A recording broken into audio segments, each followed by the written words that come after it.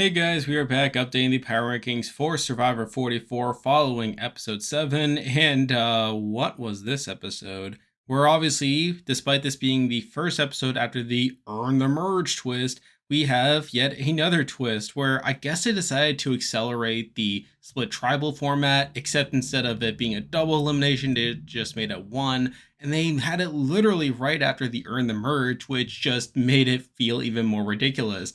Like, I feel like from a pure pacing standpoint that this whole twist was pretty poorly timed. Like, I get why you may not want to do the double considering the meta packs, but I feel like they could have waited at least one more week, sort of give us at least one normal merge round before having this twist, even if it's largely the same. But as it is, I found it pretty underwhelming, but hey, at least the boot was interesting. But there are 11 players to talk about, and let's not waste any more time. Let's get right into the video. So starting off at number 11, we have the boot from this week and the first member of the jury, but here we have Matt from San Francisco. And obviously, I was wrong. I had said now for weeks that I felt like Matt was being set up to outlast Franny, and that didn't happen here, where Matt was obviously taken out. Franny even won immunity, and even won the immunity for her entire team, which made Matt pretty screwed given that he was basically the only Soka on this team, and there was plenty of incentive from the Ratus to split up Matt and Franny. And he does get plenty of content here. I mean, a lot of it felt pretty conclusive, if I'm being honest, where he talks a bit about his relationship with Franny. And he obviously gets that moment at Tribal where he gets to sum up his experience, which I felt like was pretty clear foreshadowing that he was probably going home here. And obviously, once Heidi decides to use her control vote against Jam Jam, it basically made it so that Matt and Jam Jam had to vote against each other. And obviously, that just made it so that Matt was the clear boot there. Now, I will say that with hindsight, now knowing that Matt is the first juror, that his edit is kind of similar to that of Tiffany's from 41. You know, this person that was being set up as this decoy winner only for them to become the first juror. And plus, this is kind of in line with the storyline where a lot of it was focused on him failing and things not going his way. And how fitting is it that at the very moment that he gets his vote back after not being able to vote, he just gets a terrible tride swap where he basically had no path forward. He didn't even bring his shot in the dark with him to the challenge, which he kept harping on as well. So yeah, I mean, Matt obviously ended up going here, which was a bit of a shame if I'm being honest, but that's just the way the cookie crumbles.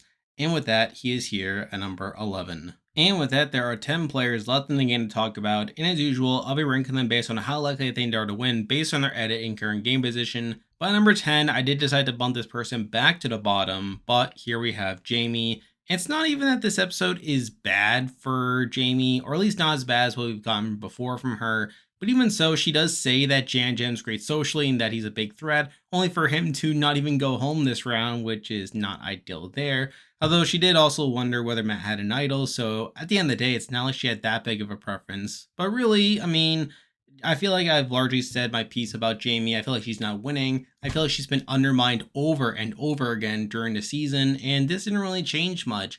And admittedly, I feel like she's less likely to be the next boot compared to the next person. However, I feel like there's less positive I can say about Jamie within this episode than the next person, which is why I do have her here at number 10. Now we're moving on to number 9, and we literally have the person I had at the bottom of last week's ranking, but here we have Lauren. And Lauren is another player that I feel like is very unlikely to win at this point. Now, I do have her above Jamie simply because she did technically get her way in this episode, where she talks a lot about breaking up Matt and Franny, like saying how voting on Matt here will fracture Soka, and she does get her way here.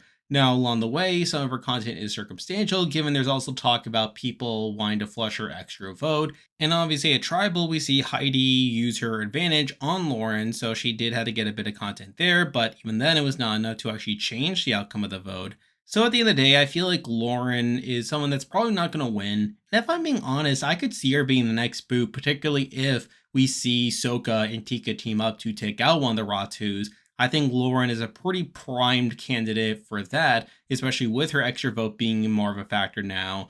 But at the end of the day, I feel like even if she gets through this next round, I feel like she's unlikely to win, which is a big reason she is here at number 9. Now we're moving on to number 8, and we have another player that I think is pretty primed to be taken out soon, but here we have Danny. And Danny didn't get a whole lot in this episode either. I mean, he is shown like talking about Lauren's advantage and how he wants to flush it. And, like, there's that at least. but I still feel like Danny's being set up to be this relatively big threat. And I feel like if we see this war break out between Ratu and Sokka, that Danny will be the biggest target on that side. And there is a chance that Danny could just outright be blindsided here. And I actually think he even got lucky that this round even happened the way that it did. Whereas I feel like if it had been a normal round, that there's a chance that that flip could have happened right then and there. But even so, I still feel like he's not super long for the game, which is a big reason that I have him here at number 8. Now moving on to number 7, and we have another player that I think is probably not winning, although I feel like they have a bit more longevity than Lauren or Danny, but here we have Brandon. And Brandon's content was pretty baseline as well. He just sort of explains stuff that's pretty standard for the most part. He obviously wins immunity for himself when they go to tribal, and with Ratu having the numbers, they obviously are able to control the numbers there. But at the end of the day, I feel like Brandon has been largely just there for the most part. I feel like he hasn't gotten much of a storyline. And in general, I feel like if the Ratus lose the numbers, that he could just be this underdog for the next couple of rounds before being taken out of the game.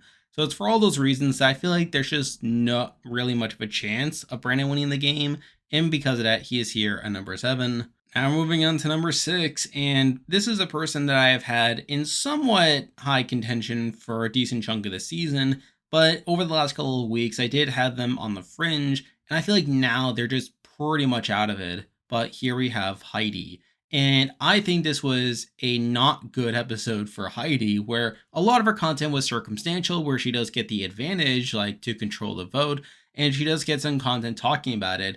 But she also talks about how she thinks Jam Jam could be a closer ally for her, only for her to then at Tribal have Lauren vote for Jam Jam. And even then, like, we see her, like, obviously lead the charge in taking out Matt due to her throwing her vote on the Jam Jam, which in turn didn't really give Matt or Jam Jam much of a reason to vote together, which would have been the one way out of this situation for them. And I feel like it just wasn't explained super well what the benefit to Heidi's game is by taking out Matt here. I mean, I guess she's worried about how close Franny is to Matt, but I feel like the way that she handled the situation was all wrong, where she does weaken Sokka for one. She like weakens like her own voting contingent to where I could see them being in the minority the next round if Sokka loses the number there. But she also alienates Jam Jam, someone who she actively said that she wanted to work with, by having Lauren vote for her. And even then, she doesn't really change up the vote at all. I feel like this could have been an interesting moment for her, but not really one that's super explained that well, and in general, not that good for her game. At this point, I'm just kind of out on Heidi. I feel like there just isn't the win there for her. So because of that, I do have her here at number 6. Now moving on to number 5, and we have someone who is kind of similar to Heidi in that they were relevant to this episode and made a pretty questionable game decision. But here we have Franny. And obviously there's her big mistake in this episode of winning the challenge for her team, which put her closest ally, Matt, in direct danger in a spot where Matt ultimately went home. And in a spot where she didn't need to win it because she already had gotten individual immunity from her being the last remaining on her team. So obviously that's pretty bad. Now, I'm sure some people will try to defend this move by saying that it's definitely like something that she wanted to put on her bucket list, like for her to say that she won individual challenge, even though she had already won it. But I still feel like this was a mostly bad move, especially considering that the Sogas had the majority on her team. So even if they went to tribal, that they probably could have just controlled the vote there. But obviously afterwards, she does get some content, like sort of recognizing her mistake, but not being able to fully rectify it. And obviously there's content from Matt's end as well of him wrapping up their relationship. And there's even an indication that, well, they may be dating outside the show, but that's besides the point. And she does talk to Heidi about voting Jam Jam, so I guess she gets her way kind of, even though it doesn't really work out for her by the end of it. Now, there is a debate for whether Franny is truly out of contention at this point. I think she is on the fringe. I feel like before I had her lower simply because I felt like she was going to be cut before Matt and that her elimination was going to be something to be used to prop up Matt's story. But obviously now that she was the one who outlasted Matt and now she has more to stand on, I think there is a sliver of a chance that she could push on through Now, realistically, I don't think it's super likely. I think this next episode won't be the best for her. And in general, I feel like despite people claiming that she's a top contender, and despite her also getting a match at, which I talked about in a previous video, I just feel like the edit hasn't really been there for Franny. Now, that's not to say that her story can't pick up, but I feel like in general, her edit has kind of underwhelmed me, where I feel like it hasn't really picked up the way that I would want it to. Now, again, it's still the possibility that it could, that leaves her a little bit higher than Heidi, where I feel like Heidi's completely dead at this point. But I still feel like up to this point, I've been a bit underwhelmed by Franny's edit compared to other people, which is why she is here at number 5. Now moving on to number 4, and we have someone who has continued to surprise me in the edit. However, I feel like as time goes on, I'm getting a better sense of where they're going in the season. But here we have Kane. And Kane got a very interesting scene this episode where he talks about during the advantage hunt how he compares it to Dungeons and Dragons, despite the fact that he doesn't even get the advantage. So this was completely unnecessary on his end, but yet he gets this content anyway. And I feel like it's been consistent with his content throughout the season where he just gets these random scenes here and there of him talking about like being a nerd and wanting to be a hero for others. I feel like this is his storyline. I feel like Kane actually has a storyline that gives him longevity in the game. Now, will it lead to a win? I don't know. I mean, if I had to guess right now, I would probably say it's more in line with that of a losing finalist. However, if we start to get more episodes of him like getting this sort of content, I feel like there is a case that he could potentially get to the end in a winning scenario. And I also feel like his relationship with Carson is something that has continued to be developed as well. Now, if I had to make a prediction, I feel like Kane could probably beat Carson in fire. I mean, that's a possibility. Or just in general, get towards the end of the game with Carson and the rest of the Tikas. However, I feel like the fact that he has gotten somewhat consistent content and content that I could see leading towards the storyline was enough to have him a bit higher on this list, and actually the highest ranked member outside of Tika, believe it or not. It's just the uncertainty of whether he's going to win, plus the fact that I felt his premiere was pretty underwhelming as well, which was a big knock to his edit in general. That leaves him here at number 4. Now we're moving on to number 3, and obviously the top 3 are the 3 Tika members. And now that Matt is out of the game, I am very confident that the winner of this season will be a Tika member, as I feel like it's very clear that they're meant to be the main characters of the season. And in general, there's been all this talk about them coming together in the post-merge to where they're now seemingly in a good position moving forward. But at number 3, the person that I think is the least likely of this tribe to win is still Carson. And Carson is tough because this was technically his quietest episode up to this point, where yes, he does get a confessional talking about how Tika is essentially playing the middle at this point, and that they could decide who will win between Ratu and Soka. And I feel like that's a dynamic that will play out more in the future. And obviously, he does get that content as well, like during the challenge where he is the one to not pick a team. He correctly bets on Orange. They win and obviously get safety. But really, outside of that, this is mostly a cool down episode for him, which makes sense given that he wasn't that relevant to the actual story. I still have all these concerns about Carson just being cut towards the end. And especially with what I just said about him and Kane, I feel like Carson could just eventually be this big threat that Kane could take out, or maybe even one of the other Tika members down the road. So it's that uncertainty that makes me put Carson lower than those other figures, and plus the top 2 are probably more well developed at the end of the day, which is why Carson is here at number 3. Now moving on to number 2, and this was a person that I have had at number 1 for the last couple weeks. However, I feel like this person did kind of had a not good episode here, but here we have Carolyn. Now, realistically, Carolyn didn't have much to do in this episode. She was on the winning team. She didn't go to Tribal. However, she still got a confessional talking about how she thought Matt was going to be safe and that Jam Jam was going to go home. And yes, while she does try to say that, oh, I don't want Jam Jam to go home, she still thought that was going to happen. And the fact that that made the episode only for it to not happen is pretty bad. I mean, it's probably the first time this season where we have seen Carolyn not be right in terms of what has happened and actually directly contradicted in terms of that. Not to mention the fact that her previous vote for Kane at the last tribal went largely unexplained. And I feel like this was an underwhelming episode for Carolyn at the end of the day. Now, granted, she's still gotten plenty of strong content throughout the pre-merge that I feel like was enough to have her above Carson. And in general, I feel like she is probably more likely to get to the end of the game than Carson. But I feel like this episode was bad enough to where I did have to knock her down to number 2 this week. Though obviously we'll see what happens in the future. But for now, she is here at number 2. And now, at number 1, the person I believe is the most likely to win Survivor 44 right now is Jam Jam. And I feel like this was a good bounce back episode for Jam Jam, where after him being the target, like he is shown talking about how it's scary because now he's an option that can be voted against in the future. And he is shown like trying to charm people and to make friends. And he even gets to come up with the Merge Tribe name, which is pretty interesting there.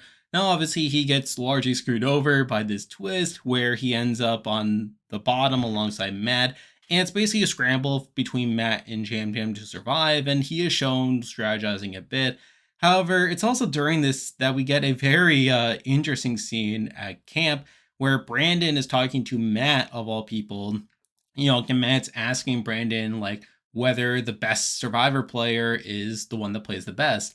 And then Brandon out of nowhere just says that that's not necessarily true because you can be screwed over, but if you can get out of the situation, then that sort of proves that you're the best.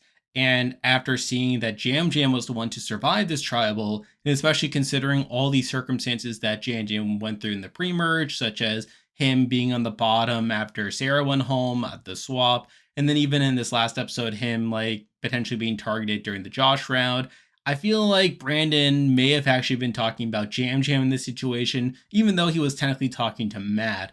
And I feel like that is could be interesting foreshadowing that happens in the future. Not to mention like all the great content that Jam Jam got in his premiere, like his match chat, and even the fact that when Bruce was medevac, he said that they're going to win this for Bruce, like Tika as a tribe. And I feel like that all these factors come together to make Jam Jam like back in top contention. Now, yes, Jam Jam has had a couple of bad episodes, particularly in the pre-merge, but I feel like at this point he has largely bounced back. And now that Tika seems to be coming together and seeming to be coming into a solid position, I feel like Jam Jam is probably the person I'm the highest on at this point. And when you factor in the fact that I felt like this was a not ideal episode for Carolyn and Carson and someone who I continue to feel like will be taken out later on in the game, I feel like Jam Jam's probably the person on Tika that I'm the highest on. And considering that Tika in general is a tribe that I feel like is the most likely to win the season, I feel like that just naturally places Jam Jam at the top of my power ranking. So because of that, he is here at number 1. And there we go. That will do it for this week's video. If you like this content, be sure to like and subscribe. It really helps out the channel. And I'll be back again next week to update the power rankings again, so stay tuned for that. I'm currently covering Big Brother Canada 11 and doing weekly power rankings of that as well, so stay tuned for that. And if you haven't already, be sure to join my Discord server, which you can join by clicking the link in the description. There's a lot of stuff coming your way, but for now, that is the video. See ya.